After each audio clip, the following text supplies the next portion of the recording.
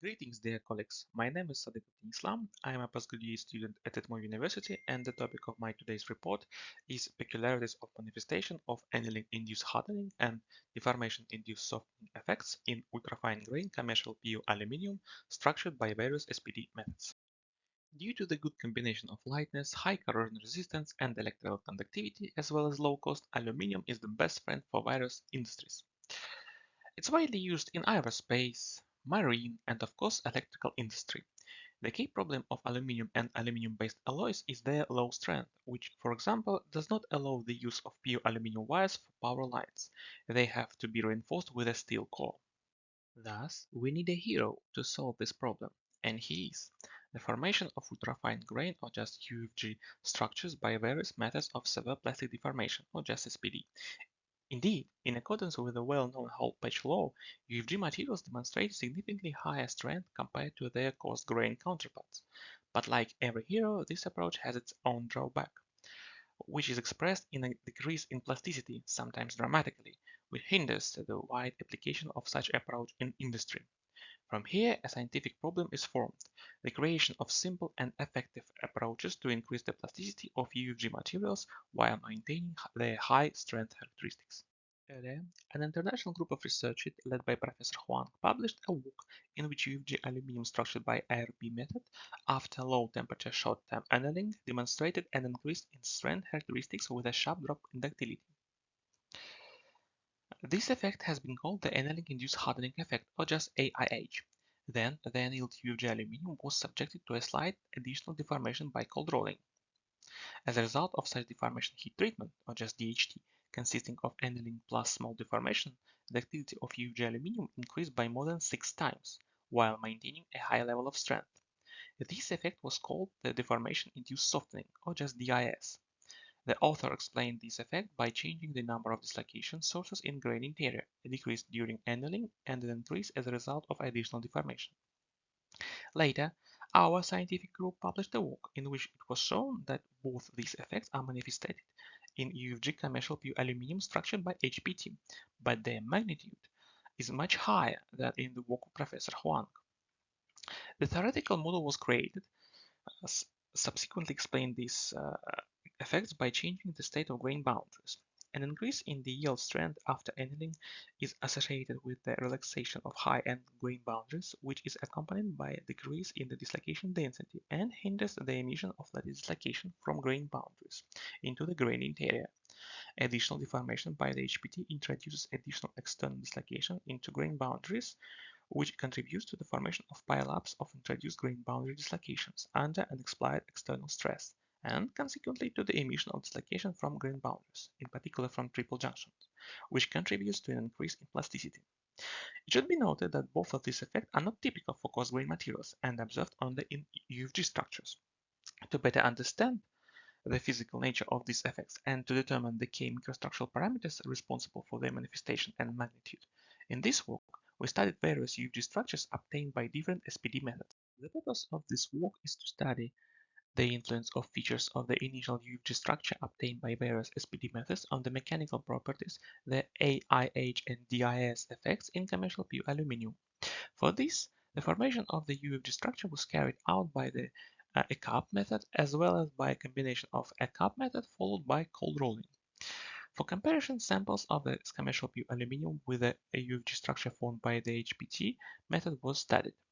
Mechanical properties were measured by conducting anaxial tensile test and measuring the microhardness using the Vickers method. The electrical conductivity was measured by the eddy current method. The study of the microstructure was carried out by various complementary methods. Here you can see the designation of the all studied states. The UFG structure was formed by three types of SPD: a cup plus CR, and HPT. Then, part of the UFG samples was subjected to the annealing at specified parameters, and part of the annealed samples was subjected to additional deformation by various SPD methods to different amount of deformation. The study of the dependence of microhardness on the annealing time for all UFG structures of commercial pure aluminium showed that the AIH effect manifests itself regardless of the structural method. For the HPT structure, it was about 21%. For a cup plus CR is about 4 and 7% respectively. Due to the fact that the values of microhardness before annealing in the ECAP plus CR and HPT states are close, and also taking into account the higher AIH effect in the ECAP plus CR state compared to the ECAP state, further studies were carried out on the HPT and ECAP plus CR structures. The AIH effect in the ECAP plus CR structure was about 9% for yield strength and is about 8% for ultimate tensile strength, with a slight drop in ductility from 12.9 to 9.6%. In the HPT structure, the AIH effect was about 88% for yield strength and 31% for ultimate tensile strength, with a dramatic drop in ductility from 23 to about 1%. An additional deformation of the CR by 6.5% led to the manifestation of the DIS effect in the ECAP plus CR structure. Plasticity increased from 9.6 to 11%, with a slight decrease in yield strength. Increasing the amount of additional deformation by the CR method to 15.5% did not lead to an increase in the value of the DIS effect, and even somewhat reduced the plasticity value from 11 to 8%. In the case of the HPT structure, additional deformation by 0.25 turn result in a significant DIS effect. The ductility increased more than 20 times compared to the annealed state. The electrical conductivity of the samples structured by both methods from state to state changes insignificantly and remains at the level of about 62% IAX for the structure obtained by the ECAP plus CR method and about 61% of IAX for obtained HPT structure. Stem studies of samples structured by the ECAP and ECAP plus CR methods carried out in different planes show that the grain structure after ECAP has a characteristic elongate morphology in the transmission direction or just TD plane, but in the normal direction plane or just ND plane, a predominantly equiax grain shape is observed. Similar differences in the grain structure depending on the plane under study are quite typical for UFG phase cubic-centered metals, and were observed earlier in the literature for UFG commercial pure copper structured in a similar way. Cold rolling contributes to an increase in the degree of elongation, mainly due to a decrease in the average grain width. In the ECAP plus CR state, a developed dislocation structure is observed inside the grains, a large number of dislocation and dislocation walls directly inside the grains. Annealing results in slight grain growth, mainly due to the increase in grain width. There is a decrease in the number of dislocations in grain interior, which can be explained by the process of recovery and annihilation of some dislocations during annealing. Subsequent additional cold rolling by practically did not change the morphology and average grain size. It is clearly seen that the additional deformation contributes to the formation of more pronounced defect structure inside the grains. Dislocation, walls, and individual dislocations are observed. The results of the APSD studies of the UFG aluminum structure by the ECAP and the ECAP plus CR methods show that the ECAP state is characterized by a high fraction of low-angle grain boundaries. Cold rolling leads to a significant increase in the fraction of high-angle grain boundaries to 81%. Subsequent annealing contributes to a slight decrease in the high-angle grain boundaries fraction to 67%, and subsequent cold rolling by 6.5% only slightly increased the high-angle grain boundaries fraction to 75%, almost retaining the high-angle, low-angle grain boundaries ratio. The average misorientation angle changes slightly after annealing and additional deformation. The X-ray diffraction analysis results show that the use of the ECAP plus CR combination leads to a 2 times increase in the dislocation density compared to the ECAP state. In this case, a developed dislocation structure is formed inside the grains, which is confirmed by TEM images. Subsequent annealing lead to a decrease in dislocation density, which indicates the annihilation of part of the lattice dislocation during annealing, which is also confirmed by TEM studies.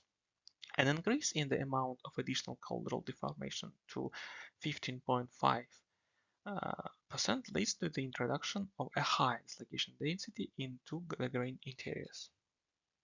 Stem studies carried out for UFG aluminum structured by the HPT method show a different picture. In all the study states, an aqueous grain shape is observed. The average grain size does not visually change from state to state. Almost no dislocations are observed inside the grains, except for rare individual grains where the formation of dislocation pile-ups in the form of dislocation walls is noted. In the state after DHT, pronounced wide extinction contour are observed, which indicates the presence of elastic distortion in the near boundary region and the non-equilibrium nature of grain boundaries. Another interesting feature in this state is the presence of separate dislocations entering into the grain boundaries. The results of UFG studies have shown that in all three states an UFG structure with an average grain size of about 1 micrometer is formed, and predominantly high-angle misorientation of grain boundaries is observed. Annealing contributes to decrease in dislocation density, which can be explained by the recovery process and annihilation of some dislocations during annealing, and additional deformation leads to the restoration of dislocation density almost to its original value in the HPT state. All other parameters change insignificantly from state to state. Based on the results of research, the following conclusions can be drawn. The UFG structure of aluminium, regardless of the SPD method, is characterized predominantly by high-angle grain boundaries. The fundamental difference is in the method of dislocation distribution in the samples, in the form of a developed dislocation structure directly in the grain interior in case of a cup plus sear, and on the contrary, dislocations are particularly not observed in the grain body in HPT structure aluminium. The dislocation density in this case is attributed mainly to grain boundaries and near boundary regions.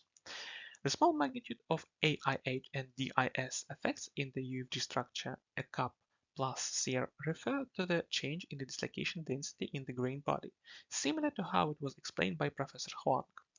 In the case of HPT structure, the key role in these effects is assigned to the non-equilibrium grain boundaries, changes in the dislocation structure after annealing and after additional deformation.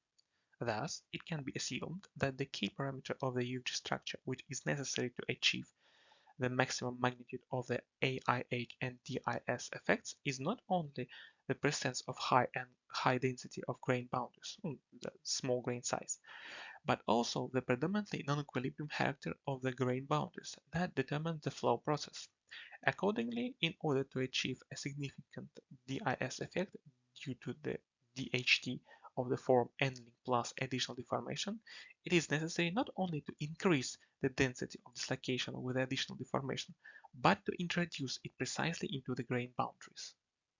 The literature analysis has shown that the physical and mechanical parameters achieved for UFG commercial pure aluminum in the cup plus sear plus N state exceed those of a number of low alloy conductive commercial alloys of the aluminum zirconium systems, as well as for a new UFG aluminum ferrum systems developed for electrical application, which, taking into account the good compatibility of structuring by the cup plus sear method with technological processes, makes this material very attractive for the further practical use. So, in conclusion, we can say, for the first time, the features of the manifestation of AIH and DIS effects in UFG commercial pure aluminum structured by various SPD methods were studied. It was found that these effects manifest themselves in all UFG structures, regardless of the method of structuring, but to a significantly different extent. It was found that in UFG aluminum structured by a cup plus sear, the only parameter significantly changing after annealing and additional deformation by sear, and therefore responsible for the AIH and DIS effects, is the density of lattice dislocations in grain interiors, while in case of aluminum structured by HPT, these effects are determined by the change in the density of grain boundary dislocations. Therefore, it can be assumed that in order to achieve the maximum values of the AIH and DIS effects, it is necessary not only to introduce an additional dislocation density into the grain structure, but to introduce it directly into the grain boundary structure. For UFG commercial pure aluminum structured by a combination of a cup plus sear, followed by annealing, a unique combination of high strength, high electrical conductivity, good ductility, and thermal stability was achieved.